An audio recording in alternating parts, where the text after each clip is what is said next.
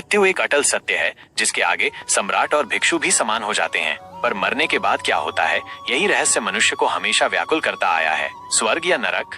गरुड़ पुराण सावधान करता है, जीवन एक ऋण है जो कर्म से चुकाया जाता है, सिर्फ बातों से नहीं। बहुत समय पहले गंगा किनारे बसे एक छोटे से गांव में दो लोग रहते थे जो बाहर से बिल्कुल अलग दिखते थे, पर दोनों का लक्ष्य एक ही था। पहला था पंडित धर्मदत्त, सफेद वस्त्र, माथे पर चंदन, हाथों में तुलसी की माला। सुबह मंदिर में आरती, दोपहर में शास्त्र पाठ और रात में प्रवचन, यही उसका दैनिक जीवन था। गांव वाले कहते पंडित जी तो अगले जन्म में देवता बनेंगे, पर उसके मन में अपनी प्रसिद्धि का नशा था। भिक्षु को दान तो देता, पर दान पात्र पर अपना नाम लिखवाता। भजन तो गाता, पर सुर से ज्यादा अपनी आवाज की ऊंचाई पर गर्व करता। दूसरा व्यक्ति था रघु, एक साधारण किसान। उसके पास न श्लोक थे न भाषण देने की कला, कंधे पर पुराना गमछा और हाथों में मिट्टी से भरे नाखून। मंदिर वो कभी कभार ही जाता, पर जब भी जाता सबसे पीछे बैठकर बूढ़े लोगों के पैर दबाता चुपचाप। किसी दिन रास्ते में उसे कोई रोता दिख जाता तो अपनी आधी रोटी उसे दे देता।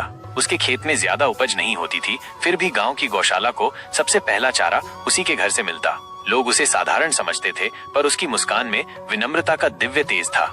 समय बीतता गया और एक एक कर दोनों पर मृत्यु की छाया आ गई।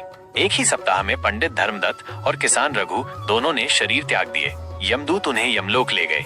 यमराज का दरबार सजा था। सबसे पहले धर्मदत्त को बुलाया गया। धर्मदत्त ने ऊंचे स्वर में कहा, मैंने लाखों जाप किए, गोदान हवन तीर्थ किए, मेरा स्थान स्वर्ग के श्रेष्ठ लोकों में निश्चित है।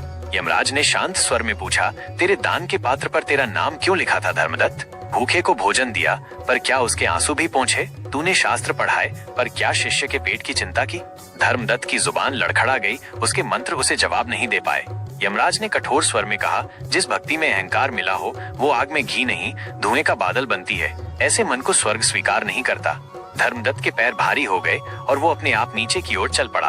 अब रघु को बुलाया गया। रघु के पास कहने को कुछ नहीं था। उसने विनम्रता से हाथ जोड़े और बस इतना कहा, जो कुछ किया मन से किया, यदि कोई भूल हुई हो तो क्षमा करें। यमराज की आंखों में थोड़ी कोमलता दिखी। उन्होंने दर्पण दिखाया जिसमें रघु के छोटे छोटे कर्म बड़े प्रकाश की तरह चमक रहे थे, जैसे किसी साधु को दिया गया आधा फल, ठिठुरती गाय को ओढ़ाई गई बोरी और बूढ़ी महिला की सूजी आंखों पर घर का बना खाना। यमराज बोले, रघु, तेरे कर्मों ने तेरे लिए द्वार पहले ही खोल दिए हैं। स्वर्ग के मार्ग पर तुझे कोई रोक नहीं सकता। रघु के कदम सहज ही उज्जवल पथ पर आगे बढ़े, जैसे दीपक लौ की ओर खिंचता है। गरुड़ पुराण कहता है, घंटी की आवाज से ब्रह्मानंद तभी जागता है जब हृदय में दया हो, और अहंकार का एक कण भी आत्मा को पंख से पत्थर बना देता है। इसलिए यदि तुम स्वर्ग चाहते हो तो मंदिर जाना मत छोड़ो, पर रास्ते में मिले बेसहारे को अनदेखा मत करो। माला जपो, पर किसी रोते हुए चेहरे पर मुस्कान भी लाओ, क्योंकि अंत में ईश्वर तुमसे ये नहीं पूछेंगे कि तुमने कितने दीप जलाए, वे पूछेंगे कि तुमने कितने दिलों में रोशनी पहुंचाई। यदि इस कथा ने आपके मन को छुआ हो तो इसे उन तक पहुंचाएं जिन्हें आज करुणा की एक किरण चाहिए। हरिओम।